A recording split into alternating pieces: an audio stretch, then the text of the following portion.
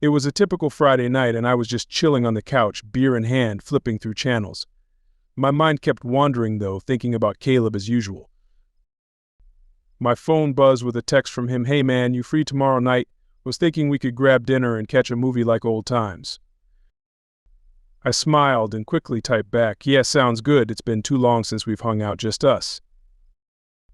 Part of me got giddy at the thought of alone time with Caleb, even though I knew he just saw it as two best friends hanging out.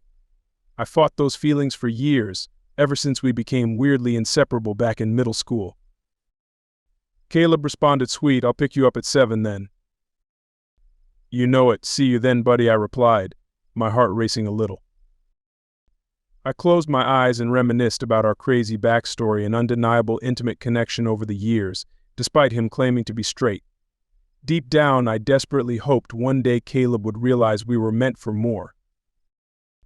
My mind drifted back to that fateful day in 6th grade when Caleb and I first met. I'll never forget the first words he said to me, just utterly bizarre but somehow fitting for the unique bond we were about to form. From that moment on, we were inseparable. Caleb was the soft-spoken, awkwardly charming one, while I was the loud, life-of-the-party type. Total opposites, yet we balanced each other perfectly. Pretty soon, our hangout sessions turned into sleepovers. Just two dudes having innocent sleepover fun, right? Well, maybe not entirely innocent. I started noticing little things, the way Caleb would linger a bit too long when we wrestled, how we'd wake up all tangled up together after nights of tossing and turning. I brushed it off at first, but there was no denying the intimacy brewing between us. An intimacy that went beyond normal guy friendships. Neither of us talked about it, though we valued our bond too much to risk ruining it over some curiosities and mixed feelings. The theme became clear early on. No matter what confusing romantic vibes slipped through the cracks of our friendship, we were going to stay dedicated best friends through and through. At least that's what I told myself for years as the unspoken tension grew. Those early days of just me and Caleb against the world were golden. We'd spend entire summers joined at the hip biking around town, camping out in his backyard, watching inappropriate movies his parents didn't approve of. His parents, man, they were a whole other story. From the moment they realized how inseparable we were, it was like they could smell the homoerotic tension radiating off US preteens. "Boys, it's time for Jack to go home now," his mom would say in that fakely sweet tone, shooting me death stares. "AWR, 5 more minutes," Caleb would beg, squeezing me tighter. She'd purse her lips. "Caleb Michael Wilson, you don't want people getting the wrong idea about your friendship." I'd gulp, suddenly very aware of how Caleb's arm was draped around me. He'd let go and I'd have to scurry home, both of us blushing wildly. His dad wasn't much better, a real man's man type who'd make snide comments about me choosing dance team over football, like sorry for embracing my feminine side, Derek. From then on, Caleb's parents went on a mission to restrict our alone time. More church outings, more chores, more parental third-wheeling on our hangouts, anything to suppress the inappropriate vibes they sensed. But you can't keep two horny best friends apart that easily. We'd always find a way to be joined at the hip, no matter how Caleb's parents tried to set us straight. Things came to a head the summer before 8th grade when Caleb dropped the bombshell his family was moving away. "What? You can't leave me," I cried, throwing myself dramatically onto his bed. Caleb sat down next to me, hand on my leg in that lingering way. "I don't want to either, but my dad got a promotion out of state." I tried choking back tears, painfully aware of his palm still grazing my thigh. "This isn't fair. Who am I supposed to snuggle with on Saturday nights watching movies?" He gave me that crooked smile that made my stomach flip. "Well, I'm not moving till the end of summer. We can make every night a sleepover if you want." My face flushed. Was he being flirtatious or just Caleb? The lines were so blurred with him. "Oh, really? You mean it?" Caleb nodded, squeezing my leg. "Of course, dummy. You're my best friend. I need to make every second count before." He trailed off, a rare look of sadness crossing his face. I cupped his cheek without thinking. "But before what, Caleb?" He leaned into my touch, eyes boring into mine. "Before I have to leave the most important person in my life." We stayed frozen like that for a suspended moment, the weight of his words hanging heavy. Then his mom shouted something from downstairs, shattering the tension. Caleb shook his head and pulled away. "Simon, let's not waste another second apart," then he grinned, trying to lighten the mood. But I could still feel the ghost of his touch as we bonded over those final sleepovers, stealing moments before his parents inevitably tore us apart. Those last few months before Caleb moved were some of the most emotionally confusing of my life. We clung to each other desperately, squeezing in as many sleepover snuggle sessions as possible. I'd lie awake at night, Caleb's warm body curled against mine, listening to his soft breathing. Occasionally he'd mumble in his sleep and instinctively pull me closer.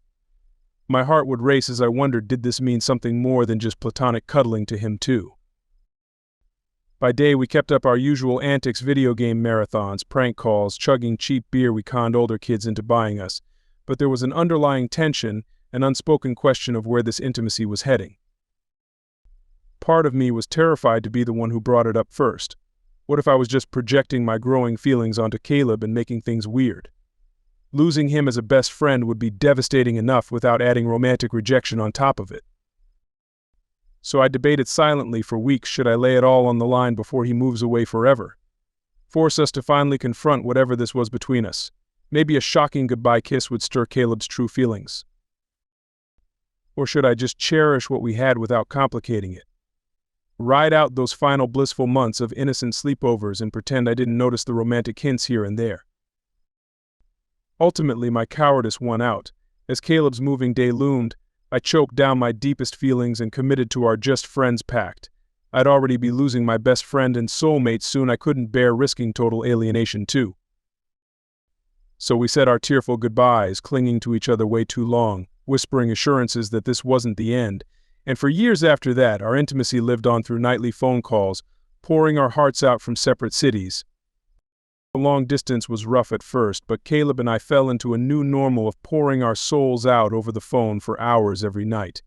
We'd laugh about dumb inside jokes from middle school, analyze the latest crushes we developed, and gripe about our strict parents.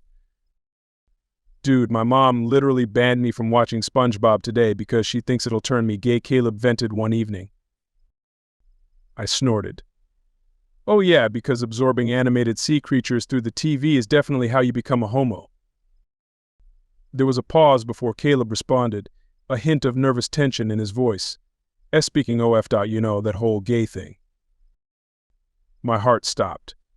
Was he finally going to bring up the unspoken elephant of our increasingly intimate dynamic? I attempted nonchalance. "What about it?" "Well, like, have you ever, wondered. About yourself, I mean." My palms began sweating profusely as I fumbled for the right response. This was my chance to finally clear the air between us. "You mean if I'm into guys? Attracted to the same sex?" Another pause.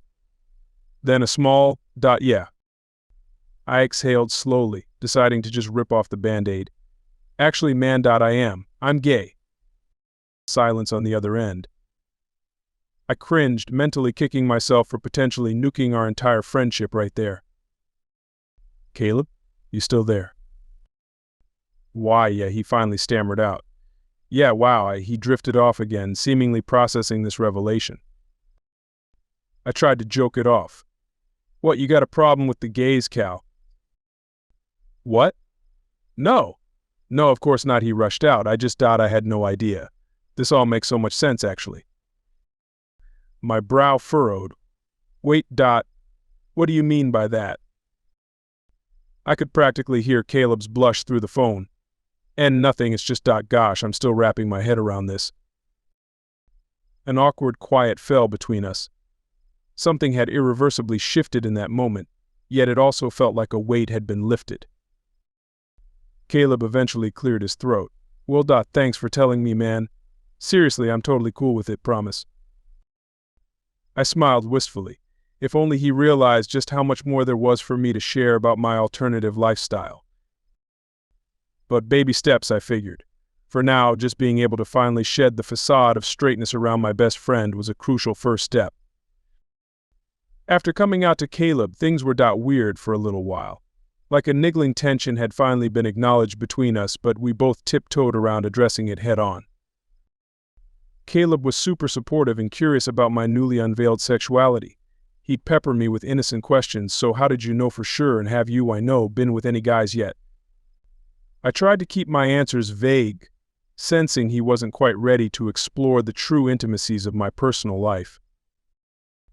Meanwhile, his parents remained relentlessly overbearing, terrified their only son was going to catch the gay from his bestie's influence. His mom would not so subtly listen in on our phone calls, interrogating him afterwards about anything unnatural I might have said. "Mom, we literally just talked about his new job. Chill out," Caleb would try reassuring her, shooting me an apologetic look when she inevitably put him on speaker. His dad's tactics were even more transparent, deliberately walking shirtless around the house when I visited, shooting me tight-lipped smiles, constantly reminding Caleb about how he was becoming a stud lately and should start chasing girls more often. I could never decide if their obsessive need to normalize Caleb's sexuality was more hilarious or heartbreaking. Like, no matter how much I proved my love for that goofy, kind-hearted dude was pure, they'd always see me as some deviant corruption waiting to happen. Caleb understood how uncomfortable their microaggressions made me, though.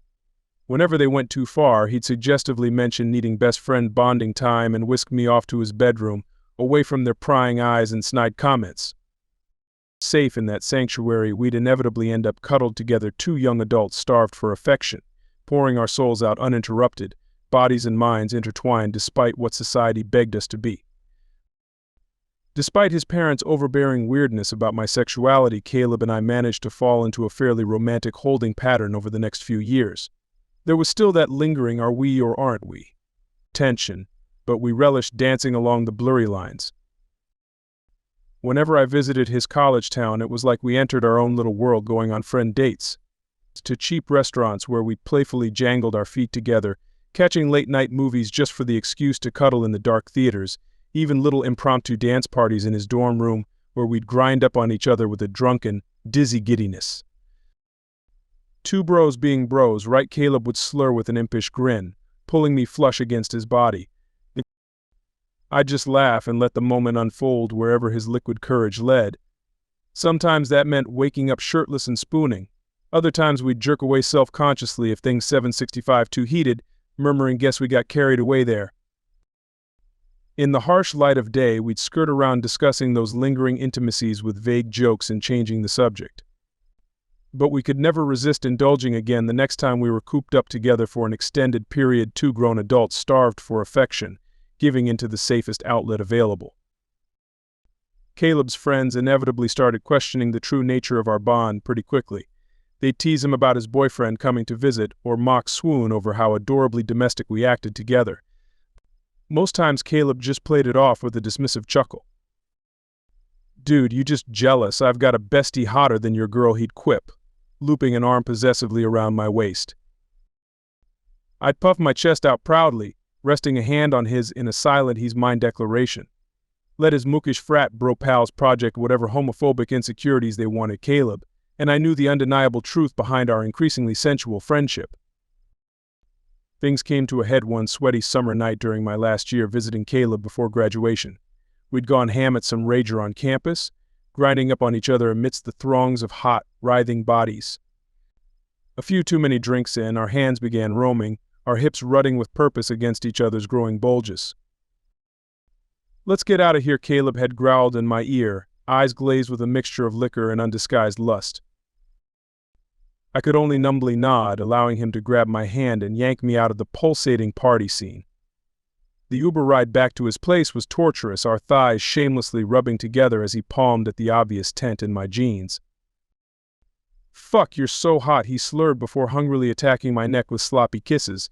I shivered and arched into his touch desperately. As soon as we crashed through his dorm room door, we were a frenzied mass of groping limbs and smashing mouths. Our friendship boundaries had been steadily eroding for years, but tonight we were going to obliterate them once and for all. Caleb, wait," I gasped out between heated kisses. He paused, pupils blown wide as he searched my face with unabashed want. I licked my lips slowly, needing to finally rip that aching Band-Aid off after years of dancing around our simmering sexual tension. Is this what you really want? You and me. Like this? Caleb's boozy haze seemed to sober slightly at the weighted question. He opened his mouth, then promptly shut it, brow knitting as a flash of panic crossed his features. We stayed frozen like that for several beats, harsh breaths filling the heavy silence. Then, as quickly as the moment had sparked between us, Caleb wrenched himself away, putting unmistakable distance between our bodies. I can't, man, we can't, he muttered, unable to meet my crestfallen gaze. Just like that, the chance to finally shatter through our just friends barrier was gone, reduced to cowardly ashes again. The morning after our aborted hookup, Caleb practically fled his own dorm room, muttering something about an early study group. I knew it was bullshit, just a flimsy excuse to avoid the searing awkwardness of facing each other in the stark light of day. I tried not to take it too personally, figuring he just needed time to process the intense shift in our dynamic. But as the days stretched into weeks with only sporadic, surface-level texts from him, a sinking feeling took root in my gut. Had I completely misread Caleb's signals all these years? Projected my own forbidden desires onto our admittedly ambiguous intimacy? The thought made me want to crawl into a hole and die from sheer humiliation. Things only got worse when I logged onto Facebook one day and saw Caleb's relationship status had changed to in a relationship with Amelia Davis. My stomach plummeted as I clicked on her sickeningly perfect profile, watching their couple Y photos mock me from the screen. So this was why he'd been so distant lately. Too busy romancing some girl to even shoot his supposed best friend a heads up. I wanted to scream, to demand answers for how he could discard me so easily after everything we'd been through. But every time I started typing out a confrontational message, I chickened out and deleted it. As much as Caleb's cold shoulder stung, I couldn't bear the thought of losing him entirely if I pushed too hard. So I resigned myself to watching his new life unfold from afar, stomach twisting whenever Amelia popped up in his feed with gushing captions about date nights with bae. Meanwhile, Caleb barely acknowledged my existence beyond the occasional super text or pity hang. I tried to remind myself that sexuality was fluid, that maybe Caleb really had just been bi-curious before ultimately realizing he was straight. But deep down, I knew our connection transcended simple labels or experimentation. How could he just throw that all away for some basic Becky without so much as a conversation? The pain of his continued dismissal became almost too much to bear as senior year dragged on. Graduation day came and went in a blur of fake smiles and half-hearted congratulations from my family. All I could focus on was scanning the sea of caps and gowns for Caleb's face, hoping against hope that he'd at least acknowledge me on this monumental occasion. But as the ceremony ended and people began dispersing to take photos with loved ones, Caleb was suspiciously absent. I caught a glimpse of Amelia posing with his parents, her arm looped possessively through his mom's like she was already part of the family. The sight made my stomach sour. I was just about to slink off in defeat when I felt a tap on my shoulder. Whirling around, I came face to face with a sheepish-looking Caleb, hands shoved deep in his pockets. "Hey," he said softly, offering a small smile that didn't quite reach his eyes. I swallowed thickly, a mix of anger and relief swirling in my chest. "Oh, so you do remember I exist." Caleb winced at the bar. "Look, I'm sorry for being so mild lately. Things have just been complicated." "Complicated," I repeated flatly. "Right? Because getting a girlfriend and ditching your best friend is super complex stuff." He at least had the decency to look guilty at that. "It's not like that, okay? Amelia, she's great, but she could never replace you." I scoffed bitterly. "Could have fooled me, considering how easily you seem to have replaced our relationship." Caleb's face crumpled at the accusation, a flicker of deep pain flashing across his features. For a moment I thought he might actually cry. "You don't get it?" he whispered hoarsely. "You and me? It's different. It always has been." My heart seized at the admission, hope sparking traitorously in my chest. "Then explain it to me, Caleb. Please." He shook his head, looking torn. "I can't. I don't know how." "How to what? Be honest for once in your goddamn life?" I snapped, anger boiling over. So that Caleb flinched like I'd slapped him. "That's not fair. You know how hard this is for me? And you think it hasn't been hard for me too. Watching you parade around with Amelia while totally shutting me out." "I'm not. I didn't mean. He trailed off helplessly, eyes searching mine for understanding. But I was done coddling his indecisiveness. If he couldn't even give me the basic respect of a straight answer, then maybe our friendship really had meant nothing all along. Forget it, I said coldly, shouldering past him. Have a nice life, Caleb. I strode away without looking back, hot tears blurring my vision as the weight of all we'd lost crashed down on me. In that moment, any lingering hope for salvaging our relationship shriveled up and died completely. Caleb had made his choice, and it clearly wasn't me. Time to finally accept that harsh reality and move on for good. The weeks following graduation were some of the darkest of my life. It felt utterly gutted, like a vital organ had been ripped out, leaving me hollow and bleeding. Caleb's complete dismissal of our relationship cut deeper than any pain I'd ever known. I tried to distract myself with booze and random hookup, but nothing could fill the gaping void his absence left behind. Late at night, I'd stumble home drunk and scroll through old photos of us together, chest aching with the knowledge that I'd never feel his arms around me again.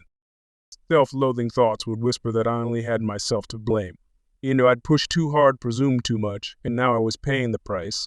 Maybe if I just kept my damn feelings in check, Caleb would still be in my life platonically at least. One particularly low evening, after downing half a bottle of whiskey and staring at Caleb's Facebook page for far too long, I finally caved. With shaking hands, I typed out a pathetic message pleading for another chance. I'm sorry for everything. I miss you so much it physically hurts. Can we please just talk?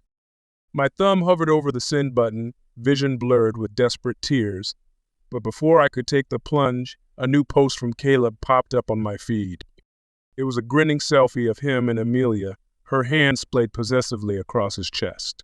The caption read, "Luckiest guy in the world to have this angel by my side." Bile rose in my throat as reality crashed through my drunken haze. What was I doing, begging for scraps from someone who had so thoroughly scrubbed me from his life? Caleb had made it crystal clear that whatever we once had was dead and buried. I needed to stop torturing myself, otherwise I'd never move on. With a shuddering breath, I deleted the message and threw my phone across the room. Curling into a ball on my bed, I finally let myself completely shatter, violent sobs racking my body as I mourned the loss of the most profound bond I'd ever known. I cried until no more tears would come, until my eyes were puffy and raw, until exhaustion finally dragged me into a mercifully dreamless sleep. Tomorrow would be a new day, the first day of rebuilding my life without Caleb as my backbone. It was going to be brutal, messy work stripping away the parts of my identity that orbited him for so long, but I knew I had to do it, even if it meant walk through hell first. It's because despite everything, despite feeling lower than I'd ever felt before, a small spark of hope still flickered stubbornly in my chest. Hope that someday I would heal, that I would find happiness again, independent of Caleb's affection. That fragile flicker of optimism would be my guiding light out of this abyss. Even if I had to claw my way towards it, I swore not to let Caleb's rejection snuff me out entirely. Months passed in a haze of forcing myself through the motions of living. Wake up, go to work, come home, nurse my wounds in private, repeat. Slowly but surely, the raw edges of heartbreak began to scab over, even if the underlying ache never truly went away. I started reaching out to friends I'd neglected during my Caleb-centric years, rebuilding a social life that didn't revolve around pining after an emotionally constipated straight boy. It felt good to reclaim parts of myself that had nothing to do with it. My mom was an unexpected rock during this time, offering ear whenever I needed to vent about the situation. She'd never directly acknowledged the romantic undertones of my bond with Caleb before, but now she spoke about it with gentle understanding. I always thought there was something special between you two, she mused one afternoon over coffee. The way you orbited each other, it just seemed inevitable that feelings would get involved. I sighed heavily. Guess I was the only one naive enough to believe those feelings could actually lead somewhere real. Mom reached over to pat my hand sympathetically. Sweetheart, I don't think you were naive at all. Caleb clearly cared for you deeply, even if he couldn't fully accept what that meant. Then why did he toss me aside so easily? Why choose Amelia? I asked, hating how small my voice sounded. Fear makes people do stupid, hurtful things sometimes, she said sagely, especially when it comes to matters of the heart. I mulled over her words, letting them soak into my battered psyche. As much as I wanted to villainize Caleb, I knew on some level that his actions came from a place of deep-seated denial and terror. Growing up in such an aggressively heteronormative environment, constantly having his masculinity policed, it made sense why confronting his sexuality felt impossible for him. Society had taught him that embracing his attraction to men would cost him everything. Still, intellectual empathy didn't lessen the sting of rejection. At the end of the day, Caleb had made a choice, and that choice shattered me in ways I wasn't sure I'd ever fully recover from. I really thought he'd pick me, that our connection would be strong enough to overcome all the bullshit, I admitted wetly. Mom squeezed my hand tighter. I know, baby, and who knows, maybe someday he still will. Stranger things have happened. A harsh laugh escaped me. I'm not holding my breath. Pretty sure that ship has sailed. Never say never, she replied with an enigmatic little smile. True love has a way of circling back when you least expect. I appreciated her optimism, even as the cynical parts of me scoffed at the notion. After everything we'd been through, the idea of Caleb pulling his head out of his ass and embracing a real relationship felt like an impossible fantasy. But deep down, buried beneath layers of scar tissue and bitterness, a tiny kernel of hope took root at her words. Maybe, just maybe, our story wasn't over yet. Maybe time and growth would change things. I didn't dare let myself fully believe it. I'd learned that lesson the hard way. For now, all I could do was keep putting one foot in front of the other, keep rebuilding myself outside of Caleb's shadow, keep clinging stubbornly to the shreds of faith that remained. Because if there was one thing my train wreck of a love life had taught me, it was that the heart could endure unimaginable pain and still keep beating, even if each pulse ached with the memory of what could have been. Just when I thought I'd finally begun moving on, the universe decided to throw a wrench in my carefully cultivated equilibrium. It started with an innocuous text from Caleb out of the blue, nearly 6 months since we'd last spoken. Hey, I know it's been a while, but I was hoping we could talk. I have some things I need to say to you. I stared at the message for a long time, heart racing as a million possibilities swirled through my head. Was he reaching out to apologize, to twist the knife even further, to finally confess his undying love? Against my better judgment, curiosity won out. With shaking hands, I typed back a terse reply. I'm listening. What followed was a halting, rambling voicemail from Caleb, his tone equal parts nervous and earnest. I know I have no right to ask for your time after everything that's happened, he began tremulously, but I can't keep living this lie anymore. My breath caught at the admission, hope unfurling traitorously in my chest. Was he finally ready to acknowledge the truth of our bond? These past few months without you have been hell. I thought being with Amelia would magically fix everything, but it only made me realize how much He paused, letting out a shuddering exhale. How much I need you, how much I've always needed you. Tears pricked at the corners of my eyes as his words washed over me, soothing old wounds I tried so hard to cauterize.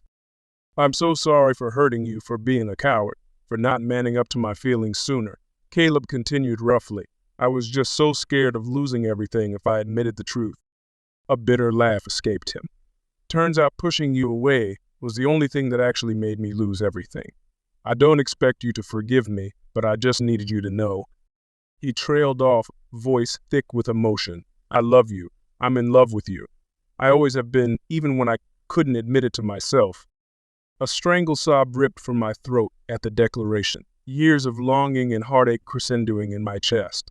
This was everything I'd ever wanted to hear, everything I dreamed of in my darkest moments of despair. But reality quickly doused the elation sparking through my veins. As much as I wanted to believe Caleb's pretty words, the scars from his past rejections still throbbed beneath the surface. How could I trust that this wasn't just another case of cold feet, another temporary bout of vulnerability he'd take back as soon as things got too real? I couldn't survive another round of hot and cold, of maybes and almost. My heart had been shattered too many times to blindly leap into his arms again. If Caleb truly wanted to build something real with me, he'd have to prove it through more than just flowery declarations and drunken confessions. He'd have to put in the hard work of genuinely confronting his sexuality, of untangling the toxic shame and internalized homophobia that had ruled him for so long. He'd have to be willing to show up for me consistently, even when it was scary or difficult. Only then could I even consider letting him back into my orbit. as a friend or something more. Trust had to be earned through changed behavior, not empty promises. So with a heavy heart, I saved Caleb's message and typed out a careful response. I appreciate you sharing your truth with me, but I need time and space to process everything. Please respect that for now. It wasn't a no, but it wasn't the resounding yes my soul ached to give either. It was a tentative olive branch, an acknowledgement of his intentions without absolving him of past sin. Because as much as I wanted to throw caution to the wind and sprint towards the possibility of our long-awaited happy ending, I knew I couldn't shortchange my own healing journey in the process. Caleb had shattered my ability to freely give my heart away. It would take more than a few pretty words to piece it back together again. In the weeks following Caleb's confession, I felt like I was walking a constant tightrope of emotional turmoil. Part of me wanted to sprint back into his arms and never let go, to finally indulge in the all-consuming love I'd denied myself for so long. But a bigger, wiser part of me knew that true healing and trust would take time and consistent effort to cultivate. As much as my heart yearned for reconciliation, I couldn't just forget the years of rejection and mixed signals overnight. Caleb, to his credit, seemed to understand the need for patience. He didn't push or demand an immediate resolution, but rather showed up in small, thoughtful ways to demonstrate his commitment to change. It started with a heartfelt letter taking full accountability for his past hurtful actions and vowing to do better. Then came the earnest check-ins, the genuine inquiries about my feelings and needs, the proactive steps to educate himself about LGBT issues. Slowly but surely, I watched the man I loved blossom into a more self-aware, emotionally honest version of himself. He started therapy to unpack his internalized homophobia, opened up to his family about his sexuality, and even began volunteering with queer youth organizations. It was a beautiful transformation to witness, one that filled me with tentative hope for what our relationship could become. We started spending more time together platonically, rebuilding our friendship on a foundation of radical honesty and mutual respect. There were moments of awkwardness and growing pains, of course. Wounds as deep as ours didn't heal overnight, but for the first time in our tumultuous history, it truly felt like we were on the same page, both wholly committed to creating something healthy and real together. As the months passed, stolen glances began to linger, casual touches started to spark with unspoken heat. The old magnetic pull between us reawakened, only now it was tempered with a profound new maturity and understanding. We took things slow, both keenly aware of how much was at stake. But with every vulnerable conversation, every act of thoughtful care, every inside joke shared, I could feel my battered heart beginning to mend itself around Caleb's steadfast presence. The day he asked me out on our first official date, I thought my face would split open from smiling so hard. It was surreal to be openly courting the love of my life after years of painting in secrecy, scary and exhilarating in equal measure. But as Caleb laced his fingers through mine over dinner, eyes crinkling with unbridled adoration, all my fears melted away. Because seeing him there, confidently claiming his identity and his love for me, I knew beyond a shadow of a doubt that he was my person, my soulmate, my home. We still had a long road ahead of us, navigating the complexities of building a life together after so much history and heartache. There would undoubtedly be moments of insecurity and conflict, of old triggers rearing their ugly heads. But I knew now that we had the tools and the devotion to weather any storm as long as we faced it side by side. Our love had been forged in the crucible of unimaginable pain and emerged all the stronger for it. As I gazed at Caleb across the table, both of us giddy with the sheer wonder of finally being together, I sent up a silent prayer of gratitude for every twist and turn that led us here, for every scar that taught us how to love better, for every shred of faith that sustained me through the darkest nights. Our story was far from over. In fact, it was just beginning in earnest, and I knew without question that I was exactly where I was always meant to be, basking in the light of a love that defied all odds and convention. Come what may, Caleb and I would face this brave new world as partners, best friends, and soulmates, always and forever unashamedly intertwined.